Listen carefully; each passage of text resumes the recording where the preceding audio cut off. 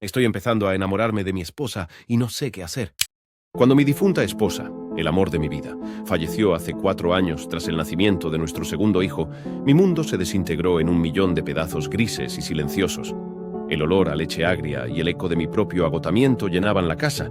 Fue entonces cuando le propuse a Cassie, la hermana de un amigo y conocida de mi esposa, un acuerdo puramente transaccional. Un techo sobre su cabeza a cambio de ayudarme a no ahogarme en pañales y llantos. Ella necesitaba escapar de un pasado violento y yo necesitaba un ancla. Nos casamos por su seguro médico y mi cordura, uniendo 2 desesperaciones bajo un mismo techo, con la solemnidad de un contrato de negocios. El acuerdo era claro, una línea trazada en la arena. Seríamos una familia en apariencia, pero nuestros corazones permanecerían en habitaciones separadas. Poco a poco, el silencio gris de la casa empezó a tener color. Cassie no solo limpiaba, transformaba. El aroma a pan horneado por la madrugada, su trabajo de medio tiempo, reemplazó el olor a tristeza. La risa de mis hijos, Leo de 6 y Sam de 4, volvió a rebotar en las paredes. Ella no intentó borrar a su madre. Al contrario, la mantenía viva. A mamá le encantaba cómo te ríes así, Leo, le decía, mostrándole una foto. Yo la observaba desde la puerta de la cocina, sintiendo una gratitud tan inmensa que dolía, una calidez que se sentía como una traición. Me repetía a mí mismo que era solo por los niños, que mi corazón estaba enterrado a 2 metros bajo tierra junto a mi esposa, pero la mentira comenzaba a sentirse delgada y frágil. El punto de quiebre llegó una noche de martes. El estrés del trabajo, una llamada perdida de la escuela, todo se acumuló en una montaña de frustración. Casey había olvidado comprar leche y yo estallé. Le grité por algo tan trivial, viendo cómo su rostro se contraía, no con ira, sino con un miedo que me recordó por qué había buscado refugio en mi casa. El arrepentimiento fue instantáneo y corrosivo. Me disculpé torpemente, esperando un reproche. En su lugar, ella simplemente tocó mi brazo. «Estás cansado», dijo en voz baja, su tacto enviando una descarga eléctrica que no tenía nada que ver con nuestro acuerdo. En ese momento, bajo la luz fluorescente de la cocina, la vi. No como una empleada, ni como una amiga de mi esposa, sino como la mujer que estaba manteniendo unido mi universo. Y el pánico que sentí fue puro y absoluto terror. ¡Hey! No te preocupes. No tienes que ir a ningún lado a buscarla a continuación. Lo único que te pedimos a cambio es que toques 2 veces la pantalla y le piques al botón de seguir. Ahora sí, vamos con la parte 2. Después de esa noche, el aire entre nosotros cambió. Empecé a notar cosas que mi luto autoimpuesto me había impedido ver. La forma en que se mordía el labio inferior cuando se concentraba en un libro, el lunar justo debajo de su oreja izquierda, o cómo tarareaba una vieja canción de cuna mientras doblaba la ropa. Cada detalle era una nueva grieta en la fortaleza que había construido alrededor de mi corazón. ¿Te gusta?, Drenia me preguntó un día, sirviéndome estofado. El aroma llenó la cocina, un olor a hogar que ya no podía atribuir solo a la conveniencia. «Sí, gracias», logré decir, pero lo que mi cerebro gritaba era «Me gustas tú, me aterra cuánto me gustas».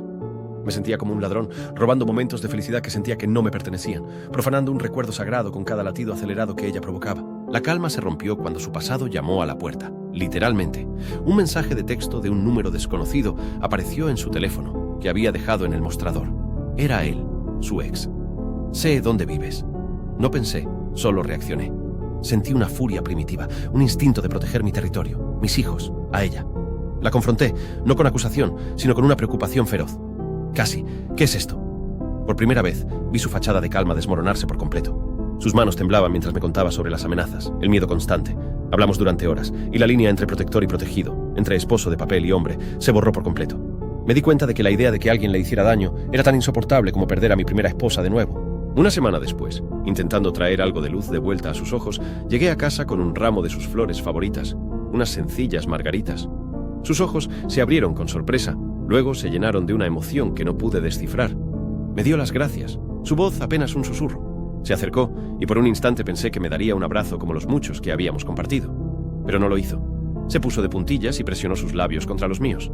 Fue un beso rápido, casi casto, pero que incendió cada terminación nerviosa de mi cuerpo. Se apartó de inmediato, con las mejillas sonrojadas, y se apresuró a poner las flores en agua como si nada hubiera pasado. Pero todo había pasado. El pacto estaba roto, las reglas pulverizadas. Tenía que hablar. O la verdad me consumiría desde dentro. Estás a punto de escuchar el final, sin rodeos, sin tener que buscar en nuestro perfil. Si te gusta este formato, la mejor forma de apoyarnos es con tu like y siguiéndonos. Aquí tienes el desenlace. Reservé una mesa en Lucas, un pequeño italiano que ella adoraba, para esa misma noche. Le dije a mi cuñada que era nuestro aniversario de mentira y necesitaba que cuidara a los niños.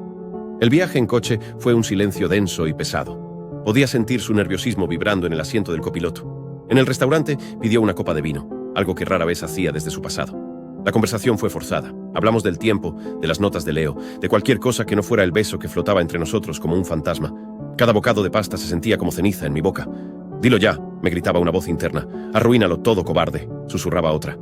Vi mi reflejo en la ventana y apenas reconocí al hombre aterrorizado que me devolvía la mirada. Cuando el camarero se llevó los platos principales, tomé una respiración profunda que pareció absorber todo el oxígeno de la habitación. Casi, empecé, y su mirada se clavó en la mía.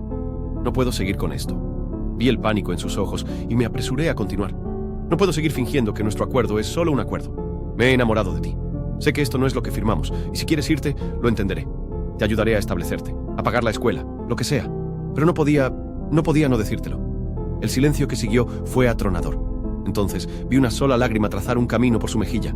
Una pequeña y temblorosa sonrisa apareció en sus labios. Me estaba preguntando, susurró, su voz rota, ¿cuánto tiempo más ibas a tardar en decirlo? El viaje de vuelta a casa fue en un silencio diferente, uno lleno de promesas y posibilidades. A mitad de camino, sin decir una palabra, extendí mi mano sobre la consola central y ella entrelazó sus dedos con los míos. Fue el primer contacto que no se sintió como una transgresión, sino como un destino. En casa, después de asegurarnos de que los niños dormían, nos quedamos de pie en el salón. La foto de mi difunta esposa estaba en la repisa de la chimenea, sonriendo. No sentí una punzada de culpa, sino una extraña sensación de gratitud y paz, como si me diera su bendición. Miré a Cassie, a esta mujer increíble que había reconstruido mi familia, y sin darme cuenta, también a mí. No era un reemplazo, era un nuevo comienzo. Y por primera vez en 4 años, me sentí completamente en casa.